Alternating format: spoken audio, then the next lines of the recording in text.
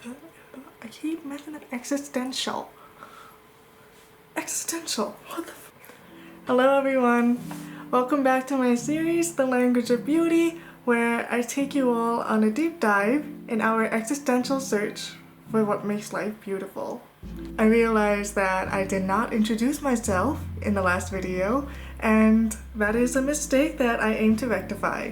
So good evening, my name is Mayna, and I am an avid art enthusiast of this world, and I am very excited to be taking you through to tonight's episode. This month, we will be looking at Taylor Swift's The Fate of Ophelia, as part of an album that she released in 2025 last year, The Life of a Showgirl. Now, in terms of the album, this is quite a special one, because I noticed that upon its release, it was quite divisive, even among the Swifties. But despite the differing opinions, the lead single of this album, The Fate of Ophelia, really shone as quite a popular favorite, even among those who aren't necessarily Miss Swift's fans. We'll be breaking it down to analyzing the lyrics, music and production, the role it plays in the whole album, the music video, the history of thematic elements, as well as how it correlates to Miss Swift's personal life that she puts out into the public, and how that has a lot to do with her brand. Ultimately, we are looking at different elements that consist and surround this particular song that may have contributed to its success, to being one of the more favorite songs in the album, and just why we may be drawn to it and find it beautiful. There is a lot to get through in this episode, so let's get started.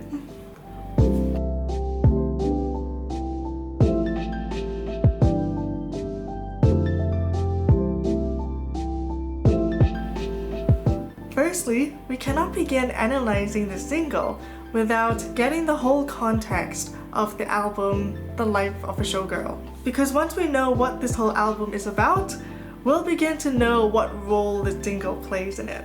So The Life of a Showgirl is a concept album consisting of 12 tracks, and as a whole, it loosely utilizes the theatrical showgirl concept as a medium to convey Miss Swift's experiences in her life dealing with fame and love as, well, one of the world's biggest showgirls. For example, in the track Elizabeth Taylor, Miss Swift likened her life with the 1950s movie star, where what they had in common was the fact that their personal lives were constantly being scrutinized by the public and the media, despite being very successful in their careers. In the track The Elder's Daughter, Miss Swift sings about the nonchalant culture in which she has to pretend not to like some things just to seem cool, and how that pertains to her life of fame. And in the last titular track, The Life of a Showgirl, she sings a narrative about the price of fame and how much she sacrificed to reach the successful height she is in now. She apparently wrote and recorded the whole album in the European leg of her era's world tour, in which she decided to move away from the more moody, introspective productions from her previous albums like Midnight and Tortured Poets Department with Jack Antonoff and Aaron Dresner, in favor of teaming up with Max Martin and Shellback, who were both producers who worked with her in the early stages of her career when she was just changing over from her country style to pop. So from this, we can already contextualize that The Life of a Showgirl is supposed to be some sort of transition back to her pop era, if you will. The Fate of Ophelia is the lead single for this album, and it's actually the first track to open up the whole thing. And the reason for this is because I believe this is the closest to what people expected from an album called The Life of a Showgirl, since it blends a very well-known theatrical character, Ophelia, from the Shakespearean play Hamlet, and subverts her story with a very bright track about how she has found a love that has saved Miss Swift, supposedly, from the fate of Ophelia. as per the title. The role that this track plays in the album is that it is supposed to grab our attention with the mixture of the piano at the beginning and the clean groovy synth beats that come in, along with a nice sparkling catchy chorus that is very fun to sing along to. Plus, if you pair that with the thematic element of using the character of Ophelia, it makes for a very good attention grabber as the first track of the album, in which the sheer joy that shines through in the chorus is already priming us by saying that even though we'll be reliving some hardships throughout the tracks, this is still an album of triumph, where we are celebrating the fact that she has finally found her peace and happiness despite and because of her life as a showgirl. And that is the role that the fate of Ophelia plays in the overall structure of this album.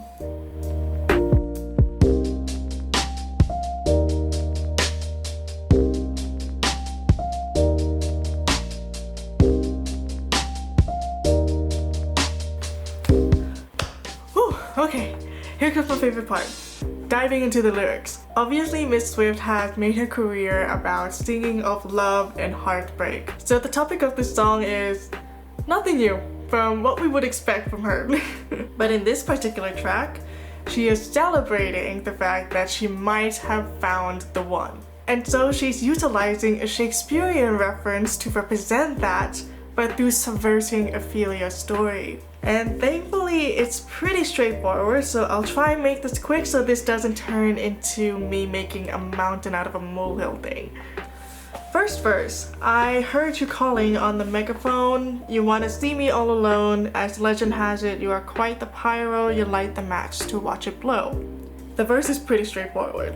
Her lover, who I assume is based off her real life lover, Travis Kelce, calls for her to start the romance. And him being a pyro may constitute to him having a fiery personality or, always wanting to make life a big explosive event. And if you'd never come for me, I might have drowned in the melancholy. I swore my loyalty to me, myself, and I right before you lit my sky up. There is already a first reference to Ophelia right here. Drowned in melancholy, since if you are familiar with the play, Ophelia drowns because of a very severe heartbreak that causes her to go mad. Here, Miss Swift is already flagging the subversion of Ophelia's story by speculating about what would have happened to her if her lover had never found her. She swore her loyalty to her independence, which is definitely a very common thing one does after they've been through a very devastating heartbreak, where they pretty much promised themselves that they would only prioritize themselves first and no one else as a way of protection. And then obviously continuing the characteristic of her lover that she described in the first verse about being a pyro, she's connecting the pre-chorus to the chorus with the description of him lighting her sky up. All that time, I sat alone in my tower, you were just holding your powers, now I can see it all. Late one night, you dug me out of my grave and saved my heart from the fate of Ophelia. Sitting alone in the tower could be a reference to the Lady of Shalott or even Rapunzel, but it's a continuation of how she purposely isolated herself from everyone, where she pledged her loyalty to herself, while not knowing that during her loneliness, her future lover was busy building up himself so that he would be strong enough to save her. The latter half of this chorus is obviously very Ophelia themed, in which she was on her way to dying of grief and heartbreak until her fiery lover came and saved her, and it's pretty straightforward. Now, the post-chorus, keep it 100 to the land, the sea, the sky, pledge allegiance to your hand, your team, your vibes, don't care where the hell you've been, cause now you're mine, about to be the sleepless night you've been dreaming of. I saw somewhere that Miss Swift, for this particular track, really wanted to merge the retelling of Ophelia's story with a more modern twist to her lyrics, and it very clearly shows in the post-chorus. The first line here seems like she's wanting to keep it real to the land, the sea, and the sky, so maybe she's saying that from now on, wherever she goes, she will always be honest and true to herself by the witness of all the living things on this earth. The second line seems like a very apt description of Mr. Kelce's public personality, and it's pretty much enough said. The eldest daughter of a nobleman, Ophelia lived in fantasy, but love was a cold bed full of scorpions. The venom stole her sanity. We have what I think is a strong connection between Ophelia's status and her being the eldest to Misfits' experience of living a comfortable life and of course being the eldest daughter. And I liked how here she was already setting up for the track named Eldest Daughter later on in the album, so there's a bit of groundwork here meant to be cohesive with the other tracks. And when she talks about how love is a bed of scorpions and the venom stealing her sanity, it could be referencing how her previous lovers have been continuously poisoning her with grief and heartbreak over and over again. Just as Hamlet poisoned Ophelia through his callous rejection of her, causing her to suffer from heartbreak. And if you'd never come for me, I might have lingered in purgatory. You wrap around me like a chain, a crown, a vine, pulling me into the fire. There are more grave and afterlife references, alluding to, again, what Ophelia is known for, which is her death.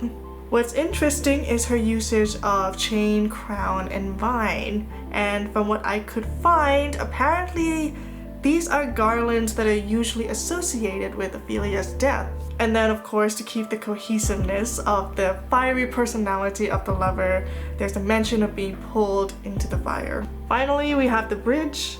"'Tis locked inside my memory, and only you possess the key. No longer drowning and deceived, all because you came for me." These are obviously more Ophelia references. The first line here actually references a line Ophelia says to her brothers Laertes in the play "'Tis in my memory locked, and you yourself shall keep the key of it." Can you tell I used genius for this? Give me a break and save me the research. The second line is pretty straightforward because in the play, Ophelia is deceived by Hamlet through his rejection of her love by thinking that he no longer loves her. And because of that, along with the death of her father, she eventually drowns herself. So those are the lyrics to The Face of Ophelia. I found them quite fun with all the continuous references to Ophelia, and again the mix of modern slang with the dramatics of all these pledges and vows and these fantastical imagery, which contributes a lot to making the song that much more vibrant as a way to open up the whole album. It gives a fresh new twist to what we already know of Ophelia's story while still intermingling them with the modern relatable slang, which makes the song much more accessible and understandable to us.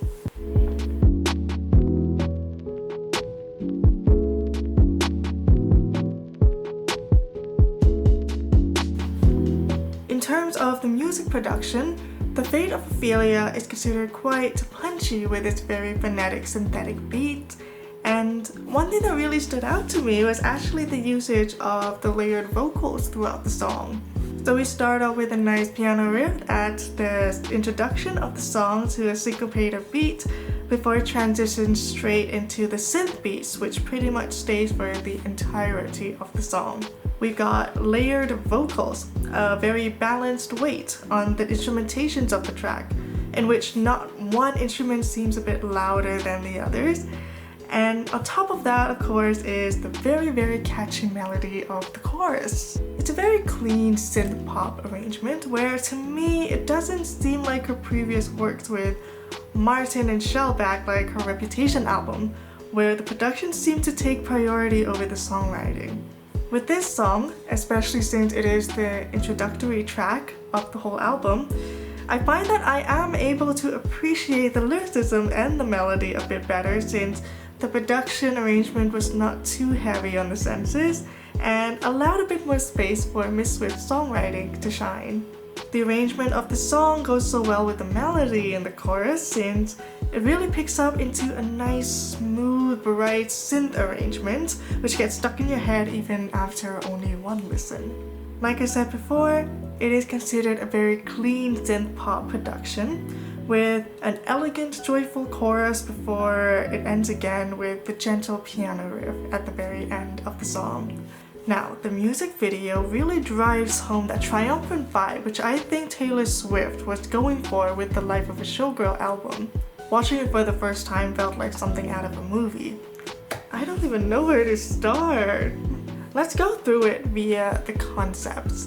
In the music video for The Face of Ophelia, There are 9 different concepts or aesthetics altogether that Taylor Swift managed to squeeze in a video that is only 3 minutes and 58 seconds long. The first one is the shot at the Ophelia Hotel, where we first see Miss Swift accurately recreating one of the famous paintings of Ophelia by Friedrich Heiser, where we then see her getting up out of her position and moving throughout what looks like a film production set, giving us our first glance into the behind the scenes of the life of a showgirl. The second concept is a dressing room filled with showgirls in red sequins, vintage hair, and red gloves. The lighting in this dressing room is surprisingly very bright and warm, and her backup dancers are very much in line with the sassy, happy vibes as they move around her. This is where Taylor Swift then proceeds to show off her major improvement in her dance skills with synchronized chair choreography before it transitions into the third concept. The third concept is very reminiscent of the 1960s girl groups that you usually see on television, where she's up on a circular stage with microphone stands and a silhouette of a live band playing in the background along with the audience watching in the foreground. And on top of that, you have a very soft, muted red and gold lighting to portray that intimacy of jazz lounge singers, which I think Miss Swift was emulating here with her backup dancers and singers. Along with that, she and her crew have also got this very unique black diamond-shaped dress that you've never really seen before. And of course, it's got catchy choreography. Not just any choreography like we just saw in the previous dressing room concept. We have choreography that is easy to learn and is very much for the TikTok appeal. And I'm sure you guys have seen the trend going around where people have been doing choreography to the second half of this chorus. And this is not a bad thing. It just means that Miss Swift's team definitely knows how to make their products adapt to the fast-paced rhythm of the shorts, videos, and reels on the social media algorithm. Anyways, the fourth concept then moves on to a movie set that references the painting The Sirens and Ulysses by William Etty, as Miss Swift theatrically battles it out in a swashbuckling-like action scene with the ship's crew as her backup dancers play the sirens in the water, before she throws herself dramatically up the plank. And the dress and the hair for this is inspired by Arthur Hughes' painting of Ophelia, where she has long, lustrous red locks and a sweeping white dress, though Miss Swift ensures to put her own glittering spin to the garment. As the chorus kicks in again, we're taken to the height of Hollywood films in the 1930s, as we're now dazzled by aquatic-themed synchronized dancers in bright, sparkling blue swimsuits and choreography with life preservers and a tiered set. The matching blue curtains and the water fountains in the background make it quite obvious that this is a tribute to the Busby Berkeley human waterfall choreography in the Footlight Parade in 1933. And of course, as if the whole thing wasn't sparkly enough, Miss Swift adds a blue tinsel boa at the end of this fifth concept. The sixth concept is then of Taylor Swift in a very interesting rope dress as she poses and lounges out while waiting for her makeup artist to finish touching her up, possibly to signify the less glamorous transition in between and behind sets that people do not usually see. She then is lifted up by the ropes to transition into the seventh concept, which is considered the most iconic concept of the entire video. The red color makes a comeback, but this time we are not in a dressing room, we are on stage. And everyone is decked out in full dazzling showgirl costumes, complete with the feathers, the sequins, and the choreography. And as the last post-chorus then hits, we're then in a hallway where Miss Swift is now in a more relaxed, comfortable setting as she's transported by friends to her room, where she begins partying as the cameras flash outside the window. This seems like the most authentic version of Miss Swift in the video, as her outfit here is a little more understated, but no less chic, as she seems to run from the paparazzi and into the bathroom where we see her final concept. The actual album cover, where she lays in a tub full of water, directly referencing Ophelia once again as the video ends. Now, there's a lot of concepts here, and the fact that Miss Swift was able to fit all of these into one video is amazing, since This is such high production value that it would give her fans a true cinematic experience going into the album when they first see the video. Through the music video, she managed to take the story and the character of Ophelia and apply it to her album concept of being a showgirl in order to make it more cohesive. And I give props to Miss Swift for the creativity in figuring out how to merge the two seemingly unrelated concepts of Ophelia from Hamlet to the life of a showgirl. This is possibly my favorite music video from her, and with the glittering costumes, then the bright sets, the lights and the choreography and the aesthetics, it's not hard to see why The Fate of Ophelia is well received. So we've looked at the album concept, we've looked at the lyrics and the music and video production. Now we go into the actual subject matter of the song, Ophelia.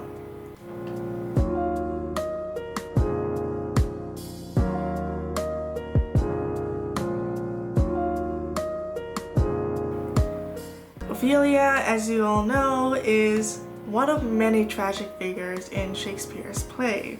In a very, very rough summary, she is a beautiful young noblewoman who is in love with Hamlet.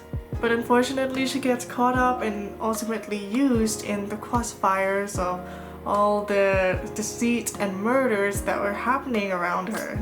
Hamlet, who she considered the love of her life, rejects her very cruelly, and her father Polonius ends up murdered by Hamlet. Ultimately, she ends up losing her mind and is said to have died by drowning herself. She's a very popular figure, often associated with heartbreak and death, and there are many popular paintings and iterations of her character and her death. So with this in mind, it does beg the question of why did Taylor Swift choose to use Ophelia as the narrative focal point for this lead single? And what is it about Ophelia that keeps us returning to her story over and over again as compared to other tragic figures in classic literature and plays? Well, let's take a look at Ophelia in the play. Like I said before, she is a beautiful young woman. She's protected by her father and her brother, and at the start of the play, she was deeply loved by Hamlet himself. Although she does get treated more like an extension of Polonius' reputation, no one really had any ill will towards her. Of course, a case could be made for Hamlet with how callously he treated her when he was pretending to go mad, but he did not carry any hatred towards her. Not like how he murderously hated, his uncle. If anything, Ophelia was just a tragic victim who met her own demise because of all the suspicion and death surrounding her, that her desire to just be loved, her own innocence, it broke, and her mind just simply could not take it. She was a girl destroyed by a world who loved her. So why do we keep coming back to her story? I think it's because through her tragedy, we can feel some sort of kinship with Ophelia's story, in which we can relate to that innocent desire to simply be loved. But because of all the uncontrollable factors in this world that contribute to the collective hatred, resentment, suspicion, and spite, which leads to tragedies and heartbreaks that are inflicted on us, sometimes we feel that lack of control and agency that Ophelia had. And in some cases, we feel very, very close to the brink of losing it for good. And I think that Taylor Swift is just like us in seeing a part of herself in Ophelia.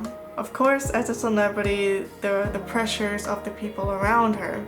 The pressure from the media, the fans, her critics, even from her own friends, along with the continuous heartbreak she's had throughout her life.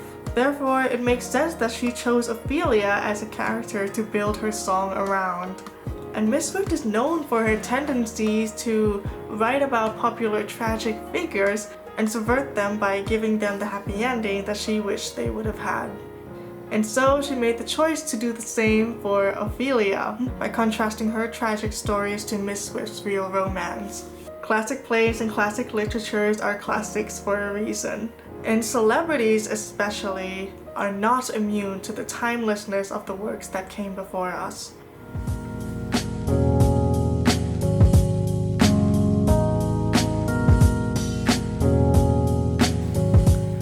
the addition of what we discussed about the track, I think the main reason why this song appealed to so many people was because this is possibly the first song we heard from Taylor Swift in a while where she was celebrating love and happiness instead of singing about heartbreak or melancholic introspection like she had been doing for the last few albums.